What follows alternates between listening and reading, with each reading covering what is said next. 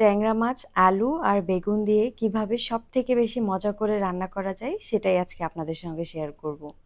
শুরুতেই লাগছে তেল। একটা প্যানের মধ্যে তেল দিয়ে দিলাম। আমি এখানে ৩ চা চামচ পরিমাণে তেল দিয়ে দিয়েছি। আর দিয়ে দিলাম 1/2 টেবিল স্পুন কালিজিরা।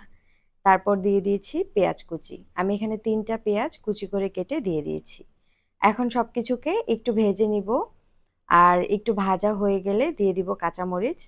আমি ঝালের পরিমাণটা একটু বেশি দিব, তাই কাঁচামরিচের পরিমাণও একটু বেশি আছে। তবে আপনারা চাইলে নিজেদের স্বাদ অনুযায়ী কমিয়ে অথবা বাড়িয়েও দিয়ে নিতে পারবেন। আচ্ছা, কাঁচামরিচটা একটু পরে দেওয়ার কারণ হচ্ছে এভাবে একটু পরে কাঁচামরিচ দিলে কাঁচামরিচের একটা সুন্দর ফ্লেভার থাকে তরকারির মধ্যে। তারপর দিয়ে দিলাম 1/2 টেবিল স্পুন আদা রসুন বাটা। এখন আদা রসুন বাটার কাঁচা গন্ধটা যাওয়া পর্যন্ত খুব ভালো মতো আবারও সবকিছু ভেজে নিতে হবে। আর এ পর্যায়ে দিয়ে দিচ্ছি সামান্য কিছু পানি। পানিটা দিয়ে দিব স্বাদ মতো লবণ। আমি এখানে 1 টেবিল স্পুন ব্যবহার করেছি। আর হলুদের গুঁড়া দিয়ে দিলাম 1/2 টেবিল স্পুন, ভাজা জিরার গুঁড়া দিয়ে দিলাম 1/2 টেবিল স্পুন, আর লাল মরিচের গুঁড়া দিয়ে দিলাম 1/2 টেবিল স্পুন। তবে লাল মরিচের গুঁড়াটা কেউ চাইলে নাও দিতে পারেন। লাল মরিচের গুঁড়াটা দিলে রংটা অনেক সুন্দর আসে। আচ্ছা, মশলাগুলোকে খুব ভালো মতো কষিয়ে নেওয়ার পর আরও একবার পানি দিয়ে দিলাম। আর তারপরে ঢেকে দিব 2 মিনিটের জন্য। 2 মিনিটের মধ্যে মরিচ আর পেঁয়াজ খুব সুন্দরভাবে নরম হয়ে আসবে। আর মশলাটাও আরেকবার খুব ভালো মতো কষিয়ে নেওয়া যাবে। মশলা খুব ভালো মতো কষানোর পর এখানে দিয়ে দিচ্ছি আগে থেকে ধুয়ে পরিষ্কার করে রাখা ট্যাংরা মাছ। ট্যাংরা মাছ আমার অনেক বেশি পছন্দ। আর এভাবে রান্না করলে তো কোনো কথাই নেই। আচ্ছা, মাছ দেয়া হয়ে গেলে সবকিছু একখানে খুব ভালো মতো নেড়ে মিশিয়ে নিতে হবে। আর সামান্য একটু পানি দিয়ে আবারও 2 থেকে 3 মিনিটের জন্য ঢেকে দিয়েছিলাম।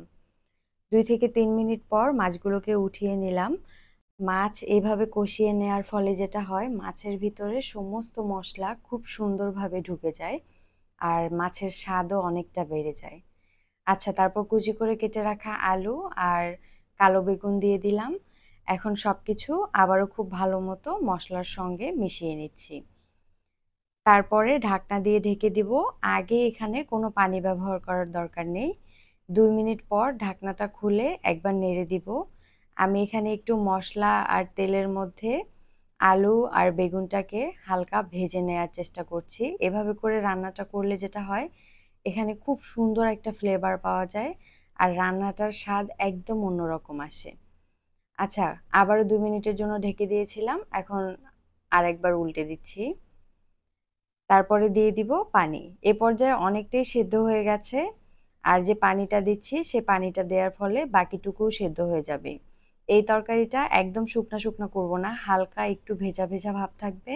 আচ্ছা, যেই পরিমাণে তরকারি রান্না করবেন সেটা বুঝে পানি দিয়ে দিতে হবে, যাতে তরকারিটা একদম পানির মধ্যে ডুবে না যায়, আবার খুব কমও না হয়, সেদিকে খেয়াল রাখতে হবে।